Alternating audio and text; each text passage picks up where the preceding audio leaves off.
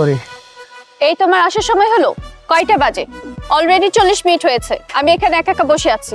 সেই একই প্রবলেম, রাস্তায় প্রচুর জ্যাম, অনেক ঝামেলা পার করে তারপর আসলাম। জানোই যখন রাস্তায় জ্যাম, তাহলে গাড়ি নিয়ে বের হলে কেন? রিকশা নিয়ে আসতে পারলে না?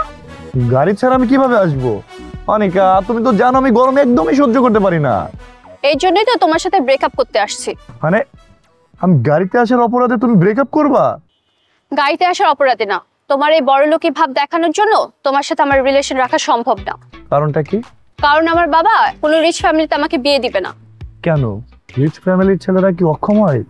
আগে তারা কখনো বাবা হতে পারে না। বাবার ধারণা রিচ ফ্যামিলির ছেলেরা কেয়ারলেস হয়, অ্যারোগেন্ট হয়, তারা ফ্যামিলিকে সময় দিতে পারে না, আর তারা লাইফ পার্টনার হিসেবে একদম ভালো না। অনিকা, তুমি এতদিন আমার সাথে মিশে এটা বুঝলা আমি কেয়ারলেস, আমি অ্যারোগেন্ট? সেটা বাবার ধারণা। আর তাছাড়া আমাদের ফ্যামিলিতে একটা ট্র্যাজেডি হয়েছে, সেটা তুমি জানো না। বাবা অনেক শখ করে আমার বড় বোনকে একটা রিচ ফ্যামিলিতে বিয়ে দিয়েছিল। বাবা ভেবেছিল আপু ওখানে খুব সুখী হবে, কিন্তু বিয়ের কিছুদিন পরে জানতে পারলো সে সেখানে সুখী না, তাকে অনেক টর্চার করা হয়। বাবা আপুকে অনেক বুঝিয়েছে একটু ধৈর্য ধরার জন্য, কিন্তু বিয়ের 2 বছর পর যখন আপু আর সহ্য করতে পারলো না, তখন আপু সুইসাইড করে। সো বাবা একই ভুল আর দ্বিতীয়বার করবে না। আর তাছাড়া আমিও বাবার অমতে যেতে পারবো না। তোমার সাথে প্রেম করার জন্য তোমার পিছনে ঘুরঘুর ঘুরঘুর করে তোমাকে পটালাম, এখন তোমাকে বিয়ে করার জন্য তোমার বাবাকে পটাতে হবে? লিসেন, আমার বাবা আমার মতো এত বোকা না যে তোমার কথায় পটে যাবে। আর তাছাড়া তুমি কেন, তোমার বাবা আসলেও আমার বাবাকে পটাতে পারবে না। Good idea. তাহলে একটা কাজ করি, তোমার বাবাকে পটানোর জন্য আমার বাবাকে পাঠিয়ে দিই। তোমার বাবাকে পাঠাবে মানে? দেখো, রাস্তাঘাটে অনেক প্রেম করেছি, এখন সোজা বিয়ে। কাল আমার বাবাকে তোমার বাবার কাছে পাঠাবো, বিয়ের প্রস্তাব নিয়ে। মাথা খারাপ তোমার? চৌধুরী গ্রুপ অফ ইন্ডাস্ট্রির মালিক যাবে আমাদের বাসায় বিয়ের প্রস্তাব নিয়ে? অফকোর্স।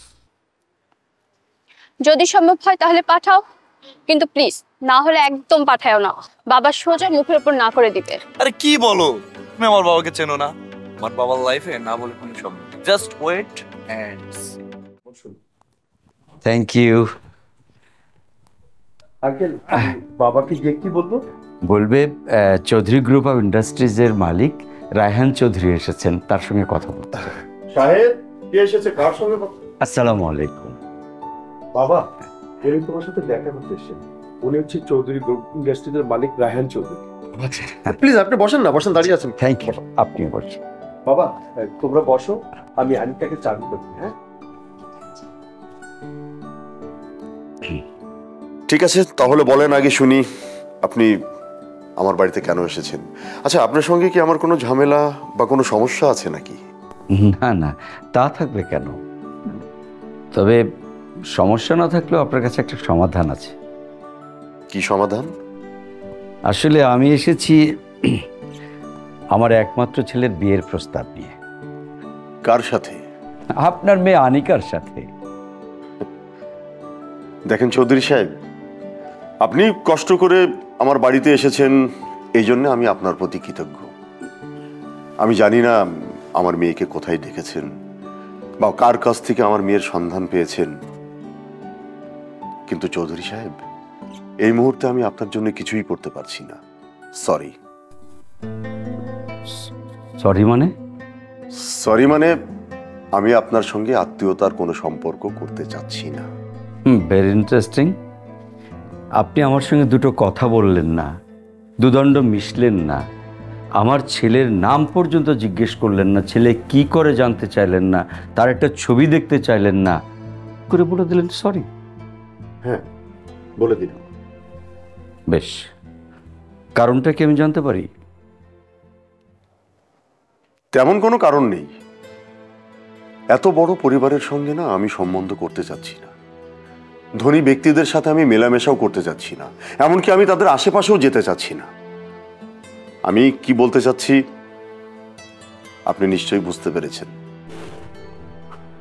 দেখুন, আপনার একটা অতীত হিস্ট্রি আছে, এটা আমি জানি, বাট সব মানুষকে এক পাল্লায় মাপবেন না, আর সব মানুষ এক হয়ও না। দেখুন চৌধুরী সাহেব, আনিকা হচ্ছে আমার একমাত্র মেয়ে। আমি আর কোনো ধরনের রিস্ক নিতে চাচ্ছি না। প্লিজ আপনি এখন আসতে পারেন। জি, প্লিজ আপনি এখন আসতে পারেন।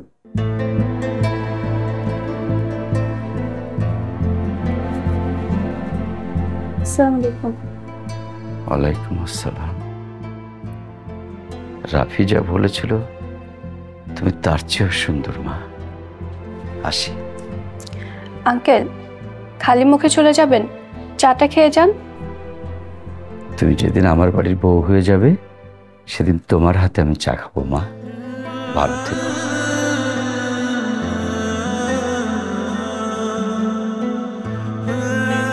বাবা, আপনার বয়স যতদিন বাড়ছে আপনার রাগও কি বাড়ছে?